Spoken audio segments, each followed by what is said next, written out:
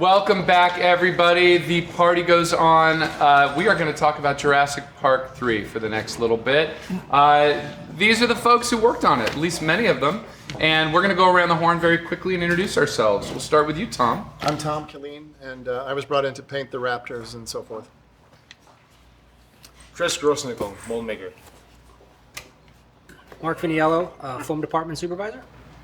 George Bernoda, I worked on the adult Pteranodon. John Rosengrant, a little bit of everything. Jimmy? Jim Charmatz, also a bunch of stuff, a bunch of art stuff. Hiroshi. Hiroshi Katagiri, a bunch of art stuff too. They called it art stuff back in the day. Keith Marbury, tooling, fab. Brian Stiver, mold technician, wherever else they needed me. Lynette Eklund, steel fabrication. Tamara Carlson-Woodard in fabrication. Kim Derry did the welding on the Spinosaur. Crash, I did one art project. Brian? Brian Demani, T-Rex and Spinosaur hydraulic department. Trevor Hensley, key artist. John Cherefka, painter for the show. Emery Brown, electronic design. All right, well, you guys are seeing some familiar faces, some new faces as well, and we're going to get to meet them as we work our way through the show, as we did on JP1 and 2. Let's start with the herbivores. In this, my cheat sheet, I'm very sorry about this. We've got Ankylosaurus, Parasaurolophus, Stegosaurus, Triceratops, and the Ceratosaurus, which is actually a carnivore. So I don't know why that's on this list. But why don't we start out with the Ankylosaurus?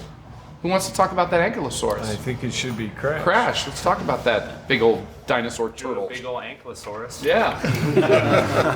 Ankylosaurus. It's funny, some of these dinosaurs, you can't make them up. I mean, they're weirder than if you tried to make them up. If I did a drawing and said, how about this guy? Really? Spikes coming out the side and a big club on its tail and it walks. They're just fascinating creatures. And so I think it was really cool is that they really ran the gamut of picking the right dinosaurs that gave you such a nice variety of the different types and styles of creatures. And this character was realized. He was only a bit part, right? Only ever sketched. They never went past that. He was a CG, I think, in the river scene. I think he was CG, but as far as practical, no color schemes, no maquette. No. There was a maquette. Yeah. Remember they built a wire maquette? Because I remember seeing it come through, and then I remember when you brought in the drawing, it said, stop, we're not doing the maquette, it's all off this drawing. So that was the beginning of the funeral. No, don't talk about funerals here. We are celebrating life. All right, well, that's the Ankylosaurus. Let's move on. We got a lot to cover. Let's move on to the Pteranodon, which made a wonderful appearance in this film, along with the babies. Crash, this is from Jurassic Park II. Was there a new drawing created for Jurassic Park III? Not by me. I think, how did that go, John? Jason Matthews was working on that. Yeah, they went back to a traditional kind of Pteranodon crest. This was, the one I had done was something else. I can't remember what it was. We may or may not have drawings on that. We'll search for those, but while we're waiting, let's talk about the sculpture on that Pteranodon. Raise your hand if you were involved in sculpting that. Jason Matthews is not here. Hiroshi, you were part of it. There's Jason doing the maquette of it. It's showing up there on the screen right now. I did one drawing of it. There it is. Back. Can we zoom in on that drawing on the back wall over Jason's head? No, we cannot. That just broke the system, trying to zoom in. Well, you can see Crash's drawing there. Use your imagination. It's very pretty. He traced it. These were pretty challenging because the idea was to make a man in a suit for this, and the man that was in that suit is sitting right Mark here. Viniello. Yes. Played the Pteranodon. There he is. Yep. And it was quite the challenge to figure out how to make that work. And as you can see, Mark was in an extremely comfortable position. So might as well have been sitting on a couch. I mean, it was just nothing to it. And the other thing was figuring out the wings on these, because there was a whole bunch of people working on that, but trying to think of the fellow's name. Bill Bryan. Bill Bryan. Billy is in Australia. If you're watching right now, Billy, hey dude. He came up with a really neat method of silk screening foam rubber onto cloth to try to keep it lightweight, but to give it the texture that it needed to have, and to be flexible, to be able to fold up. Same challenge on the baby, but you can see right there, how enormous these sections of wings were for this creature. Now, what's up with the guy in the hospital gown? Was he let out? That's Bill. And Oh, is that Bill? Yeah, he's completely crazy. Well, how do you come up with these amazing things? You have to be a little crazy. He would show up every day when they let him out of the home. No. Just kidding. You work for pudding. Yeah, he worked for pudding. But really expensive pudding. Really expensive pudding. That's true. Most people don't realize at Stan Winston Studio, pudding or cash, you could choose at the beginning of your tenure there. All right, let's talk about the mechanics sculpt, of it and the or sculpt. do you want to talk about the sculpt a little Yeah, bit? go ahead, Hiroshi. What I remember. Yeah, like five guys working together on the sculpting. And 1, 2, 3, 4. There they are. That's good. Yeah. Okay, so I was behind there, and nothing was milled out on that one. No, it was all, it was all clay. over the body cast. Yeah. Yeah, over a body cast, so that it would fit and. And Max, the face is totally covered with clay, so just wonder how he can survive. He did. We gave him air. And that, by the way, that was Robbie Ramsdale, and that was Hiroshi. Who else is there? Jason. I can't really see. Andy Schoenberg. Schoenberg is back there, and Jason. So those are the 5, right? You know, the day we molded that, it's the day that Michael Jackson came in. I don't know if you guys remember that. No, I didn't remember that. No. Tell us the story, Chris. Michael was really good friends with Stan, so I worked through lunch one day because I was shimming the dinosaur, and Michael came and he had his purple veil on, and he had his kids with him. So everybody went to lunch, and I worked through lunch, and I just felt somebody behind me, and it was Michael. I turned around, he had his veil off, and I grew up as a huge fan. And he's like, "Hey, how you doing? What's your name?" I'm like, "Oh, my name's Chris. Nice to meet you, Mr. Jackson." "Oh, what are you molding? What are you working on?" So I told him, and it was surreal because I was such a fan, and to see him like right in front of me and to shake his hand was pretty awesome. He was a huge fan of monsters and effects, and loved getting in disguise. Matt, was that the same time that your dad was doing the is that Ghost happening? Ghost was done. We had finished Ghost by then. We had finished it by then. Okay. Well, they stayed All in touch through Dad's whole life, and what a wonderful man. Another one we missed, Michael Jackson. Who knew we'd talk about Michael during a Jurassic Park reunion? He was in the shop once a month, so all the time. Yeah, he loved it. Okay, now we've talked about sculpture. Let's talk about that suit and the fabrication that went into that suit. Who was involved in the understructure on this creature? Don and Bill Bryan. Don and Bill Bryan? Both Step away. absent. Donna, step away. Both are absent. Is Dawn coming back, or is she gone for the night? She's gone for the night. Oh, Dawn. Dawn, you missed your big moment, Dawn. We have some great footage of Dawn playing the She thought damsel. this would be done by 8:30. I know. I think we all thought that. But all right, Mark. Let's talk about being in that thing. It was challenging. It really was. And John and I would train like twice a week. I think Stan it was twice a week. Two or three times. I thought it was Monday, Wednesdays, and Fridays because I was still in Raptor boot camp after all these years. 3 movies later. Yeah. And Mark and I would be training to get ready to be in these suits, and it It was tough. I mean, that was a really tough one to be on. It was physically challenging. Yeah. I mean, you're bent over, and what you're completely glued in this thing, so you're not getting out of it quick if there's a problem. But the mechanics were so strong. Like the head, when they would move that thing, the torque would just throw you. You had to really be.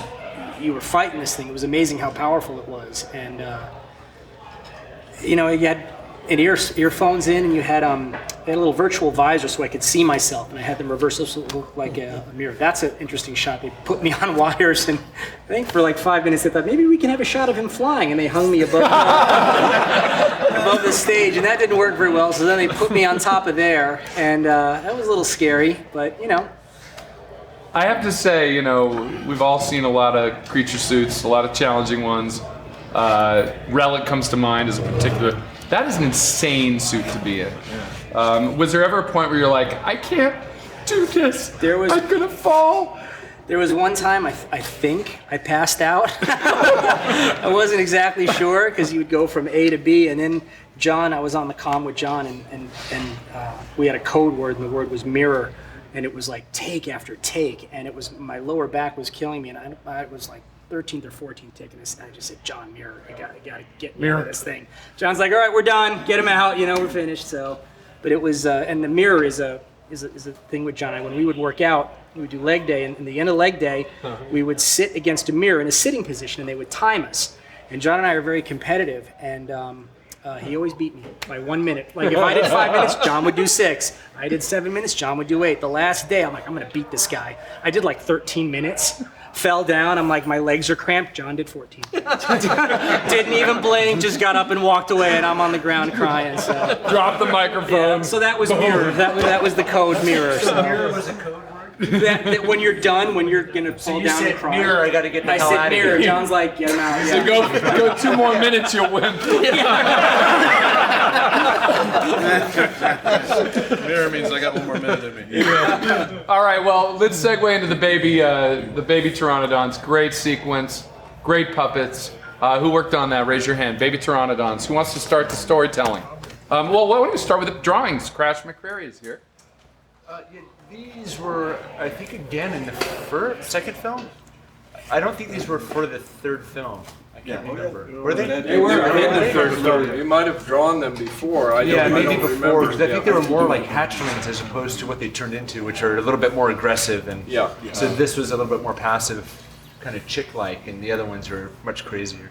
Yeah, they were a good size. They were pretty decent. I think they were wingspan was almost close to 6 foot wide when they spread them out, and they're aggressive in that whole scene in the nest. Actually, there were some cool things that happened in that. We were rehearsing for days and days, but then when you get there, stuff changes, and the young kid that was trying to escape from these. Something happened accidentally. I don't know if it was Bill Bryant grabbing him, but it was me. It was you, Jimmy. Yeah, that ended up snatching like his coat, grabbed the kid's coat, and it was like a dog, in the yard grabbing on your pants or your shirt or something. And it happened very natural and organically, just pulling the coat off the kid, and it stayed in the movie because it felt right. Did you know at the time, Jim, that you had him? Well, no. I mean, we were. There was like 5 or 6 of us planted inside this rock formation that they had on set that the kid was on top of, and we were all jammed in there, and we were all just doing crazy things, and I just grabbed his shirt. I don't know. It wasn't planned, but it turned out cool. And it was like a clown car. Yeah, it was under really there. nuts under there. You can see these things were really organic in how they moved. The idea. We had done, I think by this point, these Aflac duck commercials, which we still do. And we figured out that, Rod puppeteering these bird-like creatures to get the best motion was the way to go. And it gives it a very organic, controlled, feeling to them. And by this point in time, painting out a rod was not that big a deal, by Jurassic Park III. So when we, that sort of technology even simpler started to be used because the other technology helped you along with it. Well, rods are a direct drive puppeteering solution, and it's kind of hard to beat that. And thank God for CGI. It's easy to remove rods. But I don't know if any of the mechanics are sitting here. Mechanics for baby? Any baby Pteranodon mechanics here? No, that was Khan. No? worked on the mechanics. Khan, we miss you. Why aren't you here? We have some questions. David. On the Pteranodons and both the full size and the babies, what were the wings made of? The wings were a cloth material that foam rubber was silk screened on top of to give it texture. And how many versions of the puppet were created? Of the babies? Does anybody remember how many we had? Was there five? There was two styles, like the cable neck and the rod puppet neck. Right. Is that right? Yeah. It was only five? It felt like there was more than that. Was there not more than that? Up on top of the thing, there was only 5 of them. But were there some more dummy ones? Well, we had spread them out because you did the one shot of everything where the kid was on there. Yeah, maybe it was only 5. And then you did the other shots. But of those puppets, they sort of all, there were 2 types, but they did it all. And then there was, I believe, Mark, didn't we build an insert head? An insert head, there were insert feet too. For the Pteranodon, and those were used in some of the shots in there. And then it was you in the suit, and then the CG guys, doing their thing.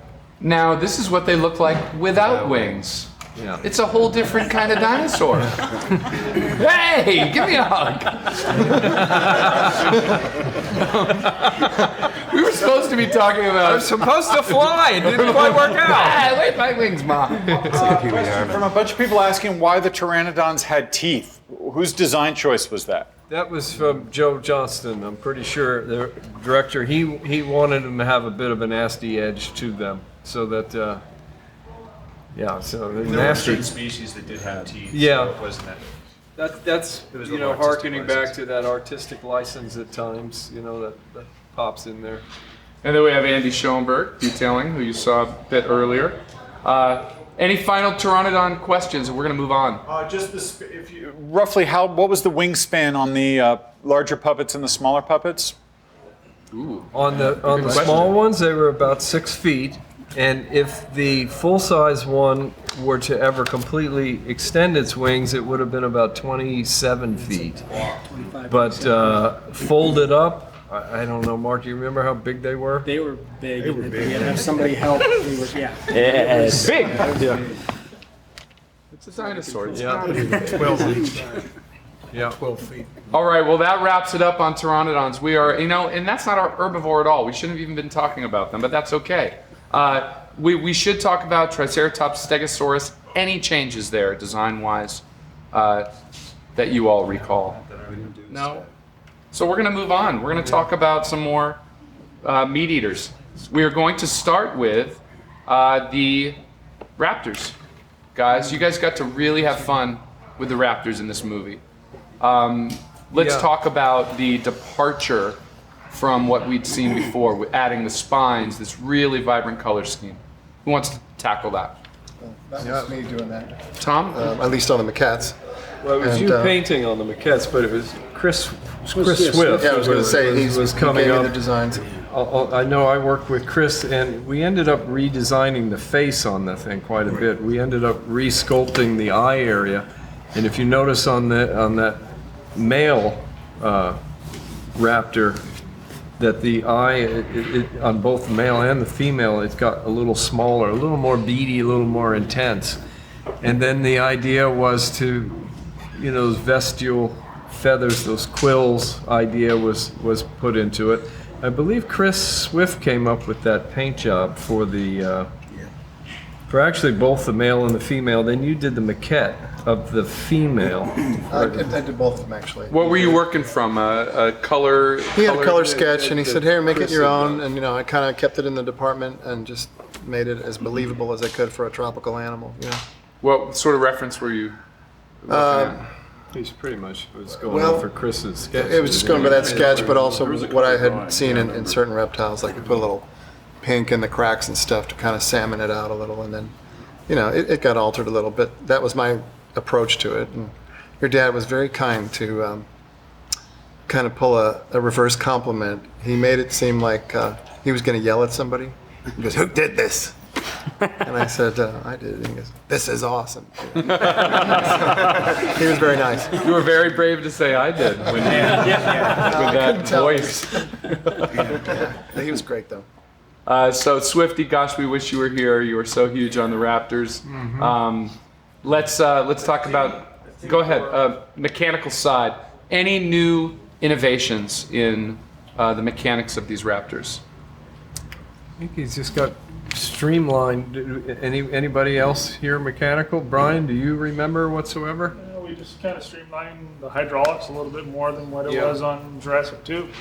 How did the leaking issues get solved? They were on that one. I don't ever remember really having a problem with this.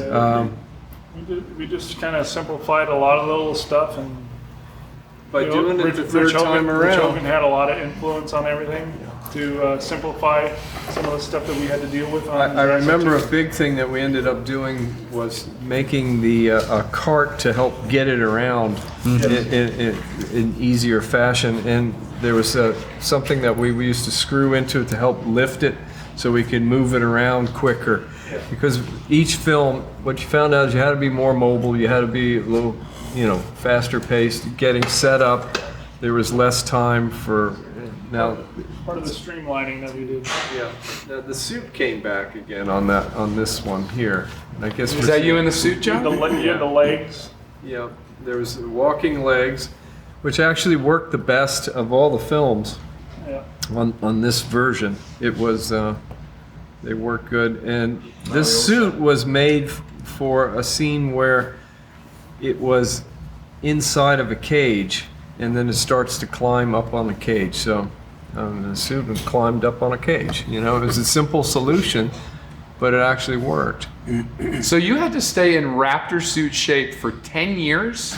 They kept throwing you back on these? Who else painted on these Raptors? I know there's a few people here who did. Me and Sharma. Jimmy, Johnny, Trevor, Johnny. Let's start with Trevor and Johnny. Hey, you get to paint Raptors. You paint Talk a Raptor. about it. It was cool. It was great. I mostly got to help Mark with the eyes on the Raptor. That's kind of where I started at. With Jarinko? Yeah.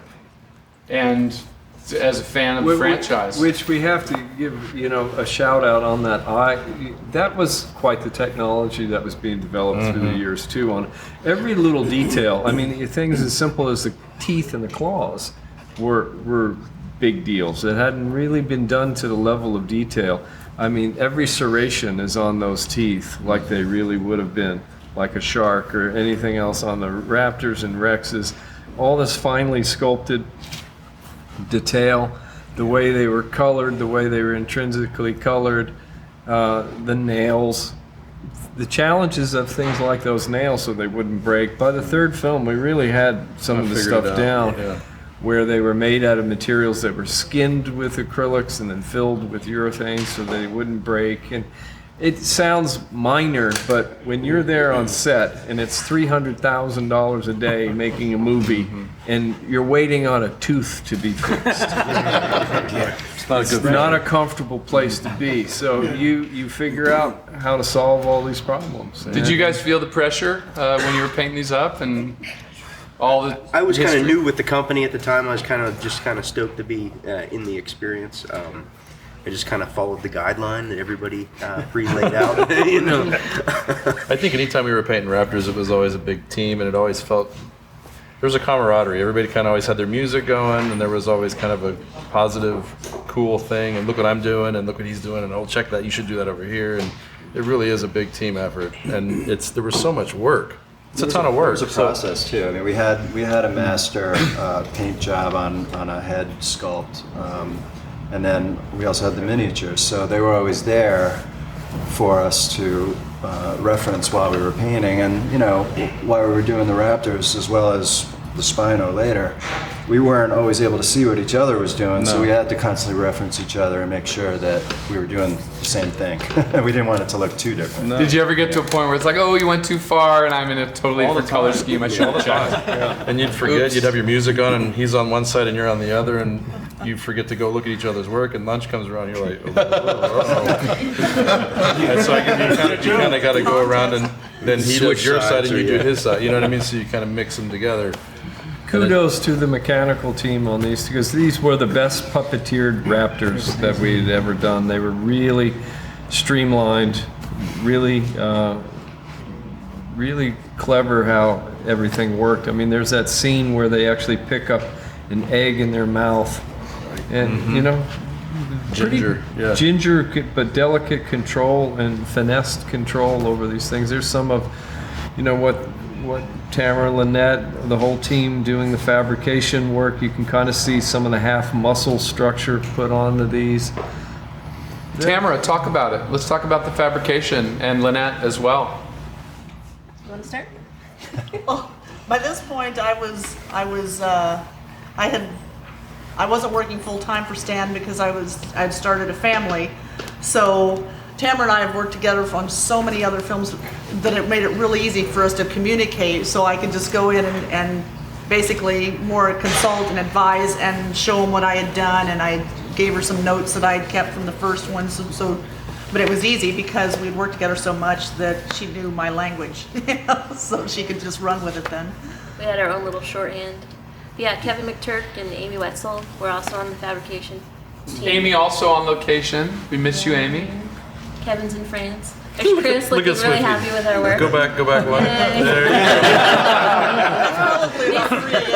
Welcome to Jurassic Park. That's right about 4 a.m. We had to deal with Stan and we had to deal with Chris, so we would get the head rubs. And it was really important for us to get the muscle working right under the skin. Yeah. You know, something that was mentioned a little bit with the paint jobs is the fact that with all these dinosaurs, that you were a team. There was a Raptor team, there was a T-Rex team, so these became your children, and you became very protective of making sure that they were as perfect as you could make them because it was your kid. You weren't just part of a piece of each one of them where you couldn't adopt them. So, and that really, I think, helped a lot with the quality control on all of these films, is the fact that you had a baby. Go ahead, Emery. I just wanted to say I had nothing to do with all the artistic part of this. And I want to give kudos to all of you guys, but I had something happen on set on JP3 that the paleontologist, Mr. Horner, came, and he was looking around, and I asked him, about the Spinosaurus. I said, "Isn't this a little too big?" And he goes, "No, this is juvenile. They were much bigger than this." But I asked him, I said, "Well, what do you think about the Jurassic, Park thing?" And he goes, "Whenever anybody asks me what a dinosaur really looked like, I tell them to go watch the Jurassic Park movies." So I thought I would pass that compliment on to you guys because All right, you are that's awesome. worth a round of applause. And at home, let's hear some claps. We have some questions about these Raptors. Go ahead, We David. do. We have a lot of questions at home about the Raptors. Specifically, there's been a lot of conversation about the differences between the Raptors in the first two films and the Raptors here, the way they seem to have evolved, the fact that they do seem to have these quills, which are new. The paint schemes seem dramatically different. The eyes seem more human. How did this happen? What were the reasons behind the change? Wouldn't it have been easier just to use the molds that you had from the first two movies? So who was pushing this idea of It let's was do it Joe different? Johnson, and it was the story point that these things had been evolving on the island, and so, I mean, that was the idea, or subspecies happening. So I think it was time to breathe a little, extra little life in it, make it a little different. It's a sequel. You always want to little more. better what you did in the first one and push it. And Well, and I think they're good-looking animals. I think they totally fit in the world, but it was very conscious to make the females that pale whitish gray look, and the males that dark with the big flash of red and the accent of blue, and a little bit of weave in the feather idea a little bit by having the quills represented. So what was the other part of that question? Yeah, and did the eyes we've become more certainly been bird-like? The eyes also became more bird-like? Smaller. They got smaller, which certain birds, they're small like that. What's it, the cassowary bird that has kind of a little beady eye like that. We were looking at things like that. So that was all intentional and part All of the intentional. design. Yeah, it wasn't happenstance. that they And turned part of black. Joe's take on this, which he communicated to the designers, yeah? On this? Yes. Very cool. Was the Raptor on the plane an animatronic or a puppet or anything, or was that a digital Raptor? Oh boy, what was that Raptor on one? the No, plane. the Raptor on the plane. Yeah, when he's like falling asleep and he wakes up and the raptor is. Oh, the dream sequence. That was, wasn't that you in the suit? Oy. I don't remember. It's been a long night, folks. I remember being in the plane, and that would be why. Guess I was there. Maybe you were having a well, I have to say, I went and saw this movie recently with my kids. The scene with Téa Leoni, the egg, some of the most fantastic puppet actor interaction I've ever seen, and it sells so well. There it is, right there. I think my dad was asked, she didn't need to ask, the benefit of having puppets on a set. She goes, well, Téa didn't have to act scared. She was actually scared. She that's a was, dangerous actually. device. Yeah. So beautiful work. Go William ahead. Macy had an interesting comment. He said, "Thank you for making these big puppets because it gave me something to draw upon. When they weren't there." Yep. Well, great acting is reacting, and if you have nothing to react to, yes, Emery. I was going to say about Téa Leoni, she was obviously scared. I was in the control system and I had a big bush in front of me. So I was basically invisible. And she didn't know. She was calling the director off to the side and she says, I don't want to work around that big thing. It's too scary. And I'm like about 3 feet away, and she goes, no, I don't want, and he goes, these guys know what they're doing. Don't worry about it. If only he knew. If only he knew. And she was okay with it. So. That's a good segue into the Spinosaurus. We're going to have to move on from the Raptors.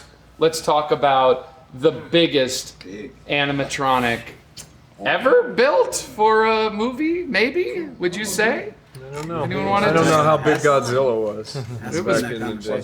Well, we'll have to let the 24,000 fans pounds. weigh in on that. But this was a How much? beast. 24,000 pounds. Yeah, They're 24,000 asking pounds. us, so we're saying yes. Crash McCreary, let's talk about this drawing, sir.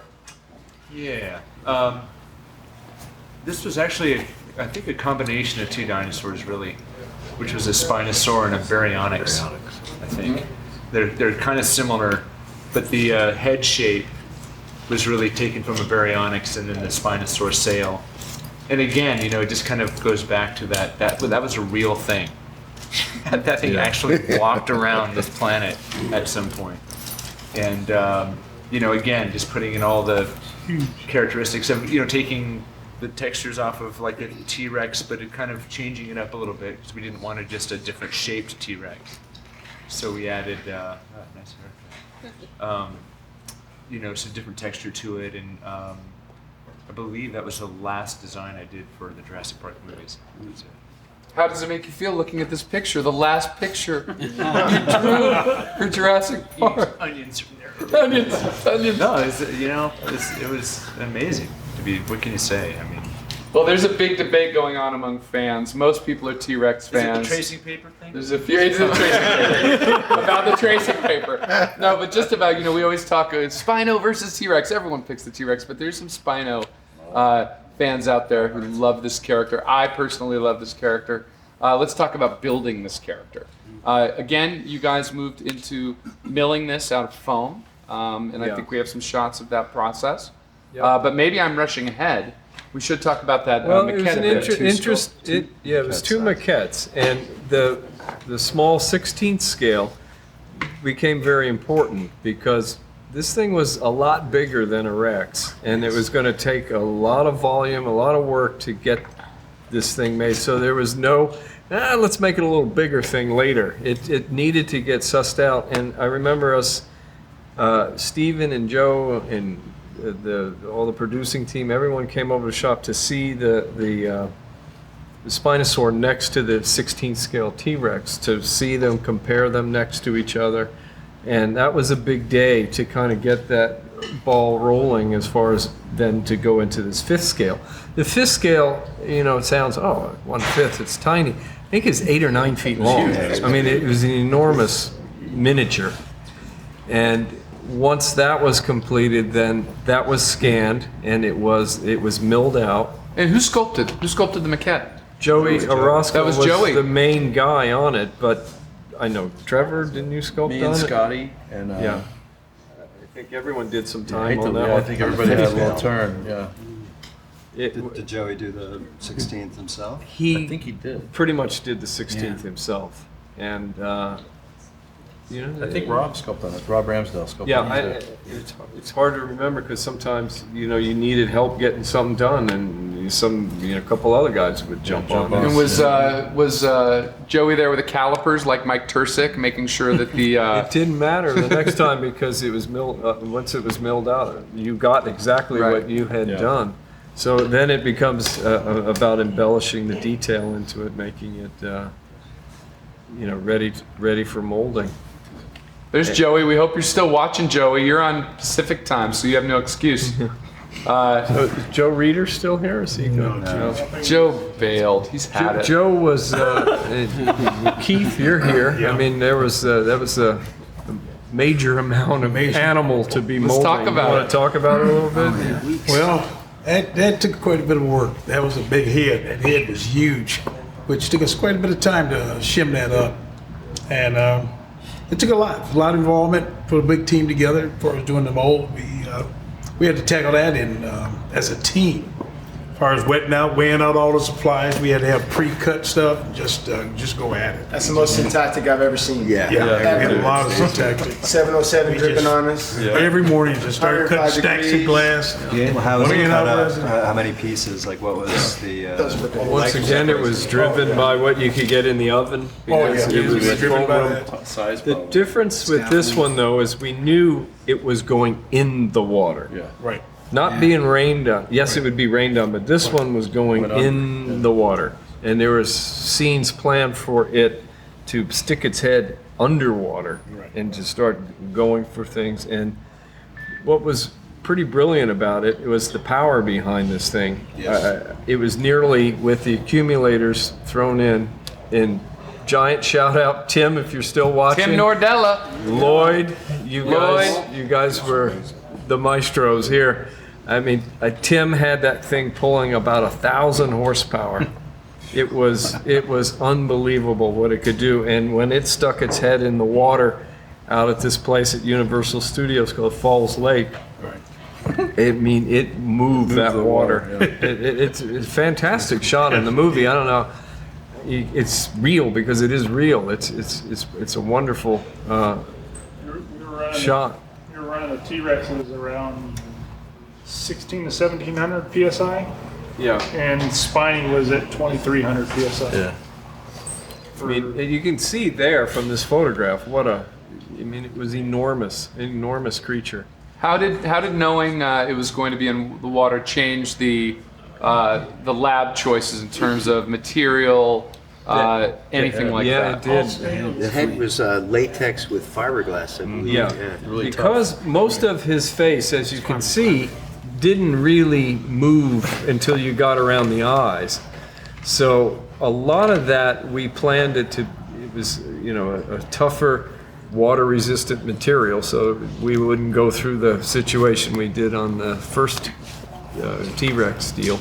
But the rest of him was foam rubber. In any areas that were going to be in the water, it was what didn't matter as far as the tuning and the compensation of the thing. But it seemed like Emery, by that time, we were also could tune it in on the fly a lot easier. Oh yeah, we built custom controller boards and stuff, so it allowed us to tune it a lot faster. The other thing is that this guy we built it, we knew that it was going to go in the water, so we built it like a submarine. I mean, all of the electrical connections had to be good for 300 feet, because we knew they might only be 3 feet under the water, but they're going to be going like this, so And there'd be rain and spray coming down on I it. calculated out for Stan one time, there were 350,000 electrical connections in this show. And we had 3 failures. And I got reamed for all 3 of those. And mostly it was that we had tied down a connector, and then when it moved, it pulled the connector a little bit and got some water in the connector. But not too bad considering how many That connections. thing performed pretty darn flawlessly. The only mechanical mishaps we ever had is when we did things with it we shouldn't be doing with it, like trying to tear airplanes apart. When you pulled a Lutkus. We call that pulling a Lutkus. Tim Nordella mentions that the hydraulic eyes allowed it to go underwater too. That's right. I was trying to remember what the solution. Yeah, by Tim making them hydraulic, it didn't matter. You didn't have the same situation. Yeah. Thanks, Tim. So you are watching. He's watching. Yeah. Paying attention. Who else got to be on the set bringing this character to life? Share some memories of what that was like. Brian, Trev, John, anyone. It was wet. Very wet. Everything we did with him was challenging. You know, from tearing an airplane apart to reaching in an airplane, chewing on people, grabbing them, picking people up. So all the bag of tricks that have been created on the last 2 movies, you know, were thrown in here, and then you up the ante, you take it further. Go ahead, Brian. Well, like Mr. Derry here on the first one, you know, the first shot up for that was going in the airplane fuselage at the people, and what do? Break the jaw. So, you know, we hit it because they didn't allow for it at the time. So we broke the jaw, and, you know, we kept on going, filmed a couple other spots, and Lloyd Ball, Tim Nordella and I and a few others, Joe Reeder and a few others were there till 3 o'clock in the morning, welding the jaw back together and fixing it, because it was just, look at it, it's a huge jaw. It's a lot of force when you hit out here. You got 2,300 PSI pushing whatever you want to do.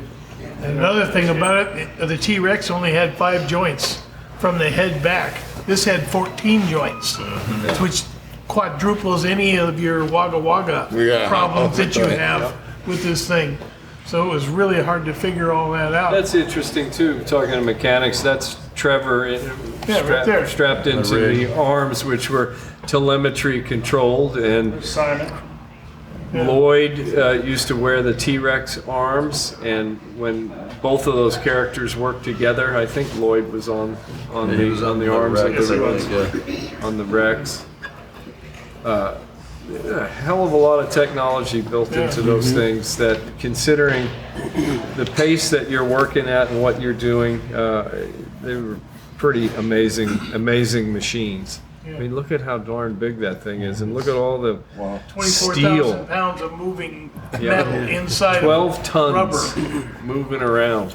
I had 2 surreal moments at Stan Winston Studios, and one of them was when they picked this thing up with a crane, and they started to pull it and put it in Falls Lake, and they got it about halfway out, and the guy goes, "I don't have a big enough crane." And they bring it back. Remember, and they brought that huge crane, and then they because they had, not only did they had to pick it up, but because it was far off on the side, they had to put it way out there.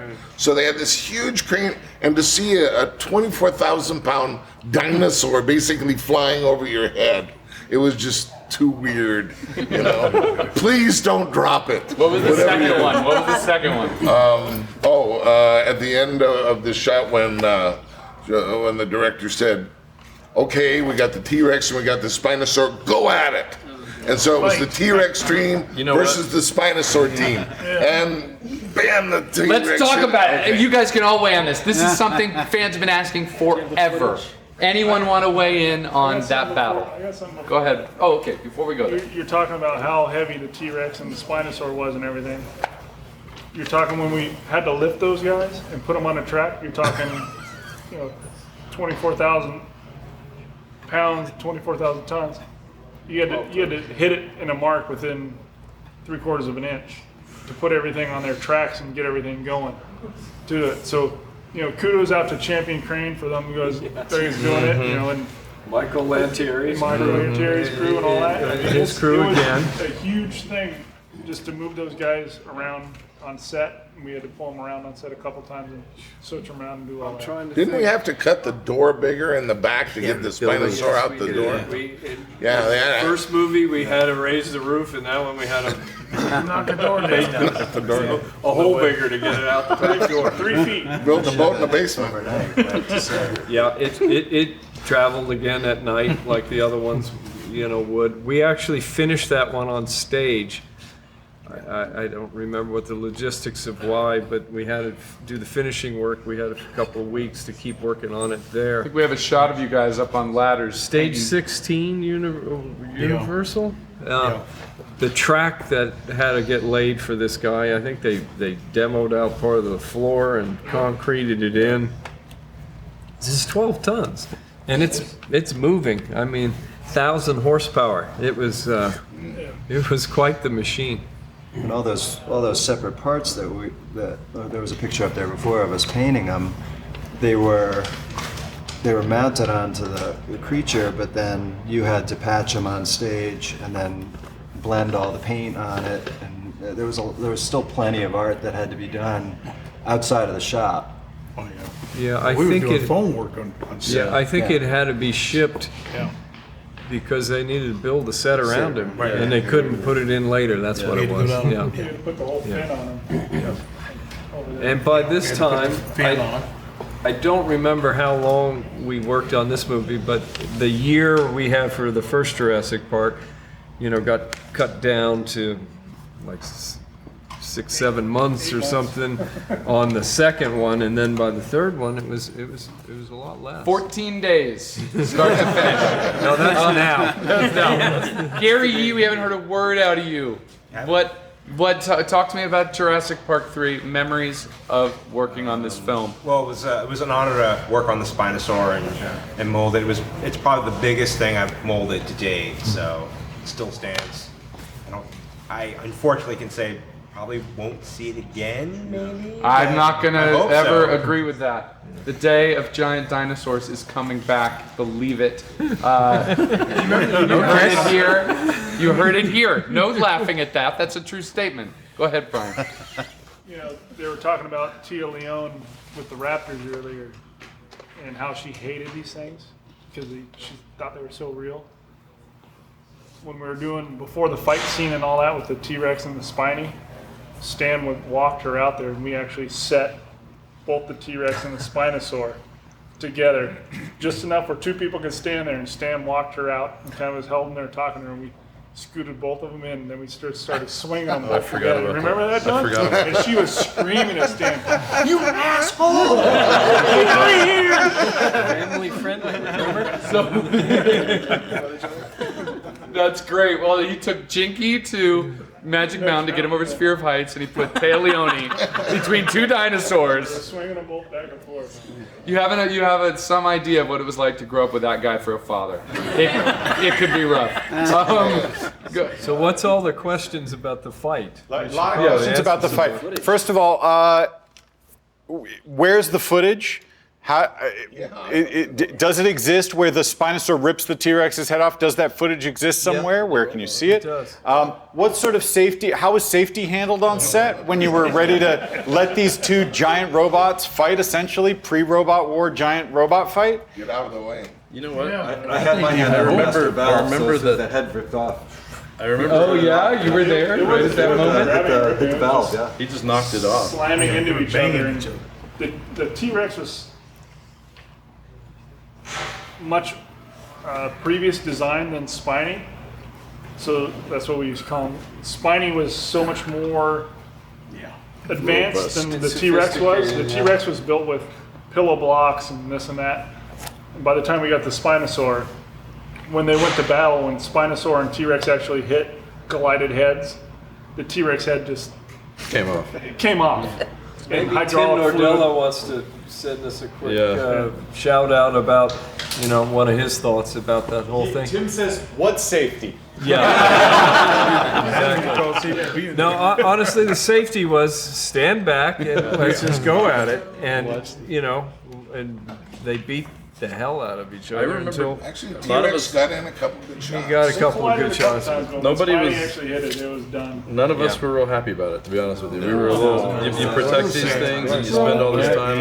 Just killing your children. And I remember and Joe was eating sunflower seeds, and Tim and Lloyd were both kind of annoyed. You know, like, why would you want to destroy them? And he was like, guys, we're gonna do this.